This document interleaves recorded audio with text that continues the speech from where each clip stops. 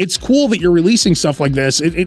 There was always a video that went with the album when I was younger. That's what I've been saying, and I think this was our version of it. You know, like one of my favorite live records when I was a kid was "Song Remains the Same," Led Zeppelin, and then and "How the West Was Won," and both of those have accompanying, concert film.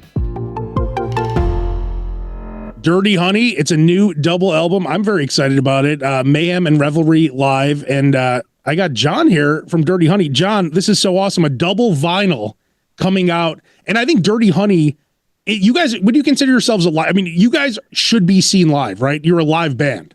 I feel that way. Yes, absolutely.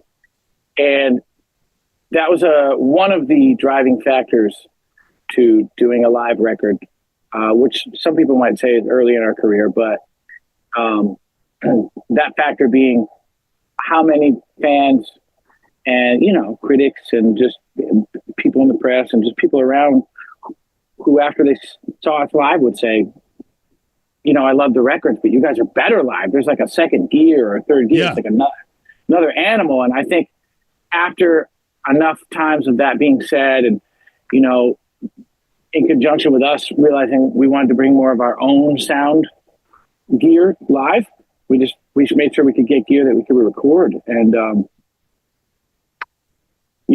that's kind of just the techie side, but one of the main driving factors was realizing like we should have something out there that points to why people were actually talking about us, Yeah. And it's funny how you said that, because you guys have been together for like 8 years, but when you talk to old rocker dudes, they're like, yeah, I like some of the new music, like Dirty Honey. It's like, well, they're not that new, but people still consider you a new rock band. Yeah. I mean, especially in the genre of rock, I think it's just the company you keep, yeah. That's I think it's entirely a function of that, especially when you consider the genres the decades we sound like we pull from, pretty far along ago. And along with the live album, you guys are also putting out a 4-part docuseries with part 1's on YouTube now. So it's just going to all be on YouTube, right? Yes. And that was part of the reason for the length of it as well. I think we are just keeping in mind that it's better to, drip feed some short form content, but not necessarily TikTok short, that we can, kind of regulate the engagement and keep people going and have something to look forward to. Yeah. It's kind of like when they drop for me at least, when you drop a whole series on Netflix, it's like you watch it in one day and then you have nothing to look forward to. So I like how you're dropping them one at a time. It creates excitement. Yes. Yeah, absolutely.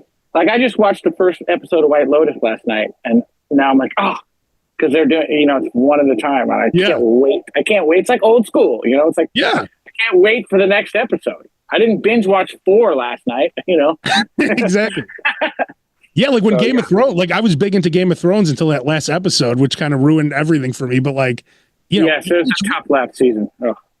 I mean, I thought the season was cool until that last 2 episodes were like the Khaleesi. Sorry about the spoiler alerts if you haven't seen Game of Thrones, but the Khaleesi turns on. I mean, it's crazy. Yeah, it's bananas. But yeah, it's so much better doing it that way. Do you remember? Like, I remember back in the day when all these bands would put out videos. Like there would be like, I remember scouring, I'm from Chicago, and I remember scouring every Tower Records, every record shop, trying to get like the Danzig 3 video or something. It's like, wow, everything is so, there's something about it. It's just like, it's cool that you're releasing stuff like this. There was always a video that went with the album when I was younger. That's what I've been saying. And I think this was our version of it, like, one of my favorite live records when I was a kid was "Song Remains the Same," Led Zeppelin, and then and "How the West Was Won," and both of those have accompanying, concert film. We felt like we've already offered fans a bunch of concert films, either English songs or we did something with I think it was Veeps last year. For our LA show where Chris Robinson sat in. So we've kind of done that. Plus YouTube. I mean, you just type our name in and just all these things from fans. Not that that's quality, but it just felt like, well, why don't we do something different? And so, we hired one of Marc's longtime friends who was actually very professional, like, videographer and editor. And he directed our coming home video. And when I was working on the shoot with him, I just thought his attention to like what is artistically interesting kind of grabbed me. And so when Marc was like, why don't we have him just come out and film us? I thought he would have a good eye for when things are interesting, that would be something that would be a nugget that you could really show the audience from behind the curtain that they otherwise wouldn't get. Is there going to be a part in one of these upcoming episodes where you guys are naked by a waterfall, like in The Song Remains the Same, where everyone was naked and they were prancing around the waterfall? It's funny. I don't know if it's going to make it, but there's for sure footage out there of me naked. He was fearless with the camera, and like we were talking, and then I had to take a shower, and he just like stormed in. But it wasn't X-rated or anything. It was. He didn't get full frontal, but I remember he just came in, and Marc. I'm reminiscing about when Marc came in with and just started filming me in the shower to finish what we were talking about. And I was saying, I don't know if it's making the film, but I remember at first I was caught off guard, and then I was like, well, screw it, just roll with it, And it was pretty funny. But I'm not editing it, so we'll see who's it ends up in there. That's awesome. What's up, Marc? Marc just joining the conversation. Hey, how are you? Good, man. Thanks for coming on. So we're talking about the double album. We're talking about the videos. John just brought up the Black Crowes, and you guys pretty much loved all the bands that I also loved, Guns N' Roses, the Black Crowes and stuff. How cool is it when you guys were able to open for Guns N' Roses, when you're able to play with Chris Robinson? I mean, it has to be a dream come true for you guys.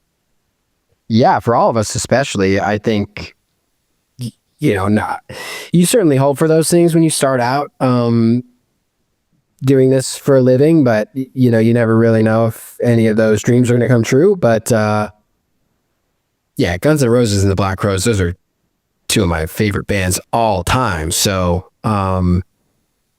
yeah, it's like you said, it's a dream come true. And then to have Chris Robinson come and play with us, to meet, Slash and Axl and all those things, and have them say nice things about what you're doing, like that is like above and beyond, obviously. So yeah, we have a great story about Notto missing meeting Slash after one of our first shows because he was partaking in all the things that the road have to offer. Oh no. And Slash, I'm selling merch drunkenly, but Slash was very gracious in complimenting us backstage and stuff, and took a couple minutes with us, which was super nice. And we jumped in our van and we were like, Slash just said X, Y, and Z, and holy shit. And I was like, what the fuck? I gotta go back there. Yeah, I was so bummed. But I have to admit, someone had spilled a lot of drinks down my throat, and knowing that Slash is very sober, and I'm kind of glad that that's not how I really got to get a few minutes with him. I was pretty sideways. I remember, I don't know how many years ago this was, but Justin did an interview, Marc, and he mentioned in the interview that you were like partying in Axl's bus for like 2 hours, drinking champagne and tequila. Could you tell? Axl Rose to me is one of the only people left that has the mystique, right? No one sees Axl Rose on social media. You never see him out doing it. He does almost no interviews. Please describe to everyone what it was like being on Axl's bus for multiple hours, and tell me everything that happened, because I'm so fascinated by that. It was just cool, man. It was after a show. We had been playing some shows with them, I think last summer or the summer before. I think it was last summer, here in the States. And we were doing a lot of these like fly dates where we would fly into New Orleans and then go play a show in Biloxi. But then we had a 6 a.m. flight out of New Orleans the next morning. So we weren't like staying for the shows a lot of times. And we would stay for like the first 10 songs maybe. And then you gotta make a 90-minute drive back to wherever you're flying out of. So they were playing San Diego, and we were just home, and I was like, you know what, I think I want to go down and just enjoy the entire show for once. So I did. It's like, an hour and 40-minute drive. And this is when John was pounding drinks somewhere else. He didn't get involved. No, John was home somewhere. I think everybody was a little bit road worn at the time, but I just, it was like a Saturday night. I was like, I can go see Guns N' Roses for free. Like, why not? So I went, and Axl had been sick, like maybe the 10 days prior, and wasn't feeling great. And he came out in First Note in San Diego. He was like on it, like, fucking, I was like, holy, this is awesome. He admittedly would tell you that was, he was back to what 100% would be, and feeling much better. So, I wound up, backstage and hanging with him and on the bus, and he was in an awesome mood. He just had a great show, and we just chopped it up for a long time and heard some great stories, obviously. And he was very interested in my pictures and close run-ins with bears in Wyoming, and he loves that shit. So, we had a good time and a lot of drinks, and that went late into the night for sure. Isn't it a miracle that you, John and Mark, that you guys found each other? Like, how did you guys meet? And just two like-minded guys that respect the history of rock and just want to do what I consider like Guns N' Roses and Black Crowes is my kind of rock and roll, right? And that's I feel like you guys are a new version of that, right? So how did you guys find each other? And it's really a miracle that you were able to find each other. I mean, if you think about how we met, also it's even more chance because I met a guy who played in his cover band years ago, who I didn't know at all, and he just saw me sit in at an R&B jam. So here we are, like the three white guys at this R&B jam. I don't know him, and we're sitting in with like the heaviest of cats who are all like gospel black musicians who tour with like the biggest pop artists in the world. This is the type of stuff that happens in LA, right?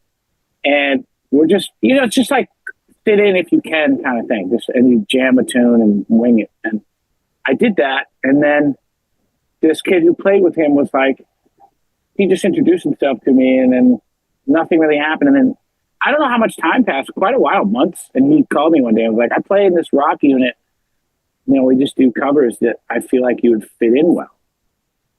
And he sent forth an EP with like Mark's songs that he probably wrote in junior high or like, high school. And it was really good. Like he was really good. Like the singing was really good. I was like, I don't know anyone young who sings rock like that at all. You meet some guys who are already 50 and like they've done it and they're good. But so, yeah. And then we just, from there, it was kind of kismet right away. And I had learned a bunch of songs off that EP that I liked, and sat in with them. And, then it was just some time of us tinkering the lineup until we came to the original Dirty Honey lineup, which took longer than we wanted, but we got there, But it is random. I always say it's random because Mark's like more of a true rocker, And so Mark would have never been at that R&B jam. So was that the one in Inglewood? No, but I know that one too. It was the one up at, it was the one up at the Cafe Cordial, the Shaster's joke. Oh, nice. The Shaster, yeah. And I mean, it was not a cool hang, really. It was just, in the sense that there was crazy musicians there who were like crazy good, but it's like an Italian restaurant, and they'd force you to buy 2 drinks, and there'd be these people literally eating dinner, trying to enjoy what basically sounded like smooth jazz, but because you know what I mean. And then there's all these bum musicians like lined up by the bar, sipping the cheapest beer possible, so that we can stay. And then like when the jam opens up, we all want to sit in and flex our chops, kind of thing. And that was just baby days of LA. That took a really long time to say that, but it really was chance in that sense, But there must be something about me that's obvious rocker, because even for that kid to have called me out of the blue and be like, I think you're good for this. I don't know how he would have known that, really. You know, we didn't play rock together. So yeah, it's very, very chance, but you know, and it's taken us a lot of work to get the right people involved too. But we haven't, so. No, I just remember we were playing a shitty bar in this shitty little dive bar in Santa Monica when John walked in, and immediately I was like, this guy looks cool, you know, he's gonna play his Les Paul. That's cool. All right, cool. My other guy at the time was playing a Strat, and I always kind of liked the blend of maybe like a Telly with a Les Paul, or, you know, Strat Les Paul's cool, I guess, but it's good. Like he started playing the Les Paul, and I was like, this is awesome. This guy's awesome. It was like the next day. You were like, you sent me a Facebook message, actually. Yeah. Which is like, hilarious, right? Yeah. He was like, dude, you fucking rock. Like, all swears and exclamation points. I was like, oh, cool. It went well. Because I didn't really know necessarily, you know, I just came down and played a few tunes and hung out and left. You know, they were doing like that. They were doing the hustle, you know, 4 45-minute sets, you know, cover band status, which we ended up doing many of those. That's how we got good. That was kind of the mentality early on too. Is like, hey, let me. Somebody once told me, like, it's actually my best friend from growing up wound up at USC to study jazz. He's a saxophonist, and he was really in with the music community. And for some reason, a lot of the cats that went to USC were much more, their playing was a lot more identifiable than the Berkeley cats that were coming out to LA. A lot of the Berkeley cats, I was like, you guys all sound the same to me. Like, I'm not into this. But the USC guys were, for whatever reason, more unique somehow, and it just appealed to my taste a little more. And so he was the one that told me, like, hey, if you just book some gigs that pay, there's really good people that'll come out for $100 and play with you and learn 30 classic rock songs. Yeah. You know, and play for 4 hours and have a free meal and some drinks and have a good time. And that started moving into me and Notto doing it, and then me, Notto, and Justin doing it. Then me, Notto, and Jaden was there actually before Corey, who's the drummer now, Jaden. And but Corey obviously took that leap with us as well. And yeah, we did that forever. But it was always a blast. And then at some point, it just got to be like, we got to move on from this somehow. You know, how do we get out of this? Thursday, Friday, Saturday night, 4 hours of playing music, you know, 30 minutes of which might be your own. But yeah, I mean, it was fucking crazy. John would be making out with chicks, like, while playing the guitar solo at our Hotel California. John's out here with chicks. He's getting drunk. Like, you're just warming up your voice. Do you guys ever look out in the crowd and you see a kid there? And I'll never, 1994, my first concert ever was Aerosmith. I was 13 years old, and yours too. And so it was right after the Get a Grip album. They had a greatest hits album called Big Ones, and that was my first concert ever. And I will never forget that first concert. Do you guys ever look out in the crowd and this kid's, like, you have a duty to that kid to, like, give him a memory or her a memory that they're going to talk about, like, no matter what. When they say, what was your first concert? They're going to say Dirty Honey. Do you feel that pressure ever when you see kids? You're like, man, I want this kid never, because I'm 43 now. I was 13. I still talk about that show because it had such an impact on me. Do you ever see those kids and you're like, man, this is their first concert? I don't know if it's their first concert or if they just have great parents that take them to really good shows. I like to tell the parents, I'm like, yeah, that's some good parenting. But I know John and I, yes is the answer for sure. Like, I'm really good. I think about grabbing a t-shirt from our merch guy and, like, make sure a kid gets one for free. And, you know, I'll literally take John's picks. He probably doesn't like that, but I make sure no chance like that. I know. I'm always miffed if he beats me to the kid. Yeah. If it's the kid in the front, he's like, yeah. And then I'll go over. He's like, all right, he got one. I'm like, damn it. Yeah. John's like, fuck those kids. Yeah. Hey, that was the bad pick. You know what? That one's not cool. No. Yeah, we usually find out after. We find out after, like, in the, you know, if we make it out to merch or something, or they'll send us a message that, like, hey, That was my son's first concert ever. I remember specifically like seeing Aerosmith for the first time, and I will never forget, like, we had really good seats. That was the one thing my family was really good about. I mean, they're good at a lot of things, but one thing that stood out is they were really good about, like, if Aerosmith or AC/DC or Tom Petty or somebody was coming to town, like, we were going and we were getting good seats. And I think I was second row for Aerosmith, and I had gotten the tour book, photography book or something, and I was holding it up, and it was adorned with a big Aerosmith logo. And I'll never forget, I was standing on the chair because I was little, watching the show, and I put it up in the air right in front of, and Tom Hamilton was looking at me, and he just gave me like, all right, yeah, you're the man. And it's just something I'll never forget. Tom Hamilton gave me a thumbs up and a nod, and he also, for memory. Think about this, is he also was the one from Aerosmith to tweet about our cover. Yeah. Oh, of Last Child, which is an awesome cover. He was the one. I think he said pretty good, or I don't know, but he was very positive, but it was pretty funny. Did you guys see the Steven Tyler? I think he played the Comedy Store. He did like a benefit show. He sounds awesome again, and he was playing with Tom. Did you guys see this? I was there. I told John to come with me, but he couldn't. Did you play? Did you play there, or you were just hanging out there? I went. So our manager manages the Black Crowes, and Chris Robinson sang with Steven, and we're somewhat close with Chris now.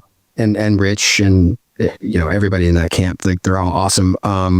But so my manager kind of last minute was like, hey, like, Chris is gonna sing with Steven. You want to come check it out? And I was like, fuck it, of course I do. So yeah, I went. Steven sounded great. Chris sounded great. I thought Nuno Betancourt sounded great. Like, doing Joe Perry, kind of staying true to Joe Perry's solos, but creating a little. I was like, damn, like, this guy is either a fan or like did some serious work learning the tunes. So it was an awesome event. So it's so weird when I see the Black Crowes now, because I'm a huge Black Crowes fan. Like my favorite song is "Girl from a Pawn Shop." I don't know if you've ever heard that song, but like, I used to see them and they might play one hit and they'd play all B-sides, right? And everyone was pissed. Now they play all hits. It's like, a band like the Black Crowes, it's impossible to make everyone happy, because now you have assholes like me. Like, I want to hear "Girl from a Pawn Shop." I don't want to hear "Remedy." But then, now more Chris has that Grateful Dead sort of element, like that jam band sort of,